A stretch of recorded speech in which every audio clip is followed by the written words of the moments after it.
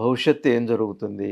ఏం జరుగుతుందండి? చేస్తున్న కర్మలో నాకు సుఖమా? దుఃఖమా? ఆ సుఖ దుఃఖానికి నేను ఎట్లా రియాక్ట్ అయితాను? ఇది అల్టిమేట్ అందరికి. ఒక ఆయనకి పెళ్లి కాలేదు. ఏవండి నా పెళ్లి ఎప్పుడైతుంది? అతనికి ఇప్పటికే 30 ఏళ్ళు. బహుశా 50లో గాని 60లోనే కావచ్చు అన్నాం అనుకోండి. పోనీ అప్పటికన్నా అయితుందని సంతోషపడొచ్చు. ఇంకా అయితే అవ్వకపోతే ఏమిటని చెప్పి వెళ్ళిపోవచ్చు. ప్రతి మనసు కోరుకునేది. ఇప్పుడు నాకు అనుభవం ఏమిటి అన్నదే కావాలి. అసలు పూర్వకాలం జ్యోతిష్యం ఎందుకు చేశారంటే, నేను ఎట్లాంటి మనస్తత్వం పెట్టుకుంటే దాని నుంచి నాకు వచ్చే ప్రతిస్పందనల ద్వారా వచ్చే నా బాధ నుంచి నేను బయటపడతానన్నారు గాని, జ్యోతిష్యం ద్వారా భౌతిక కర్మల నుంచి బయటపడతారని కాదు. నీ మనసు నిన్ను ఏడిపిస్తుంది.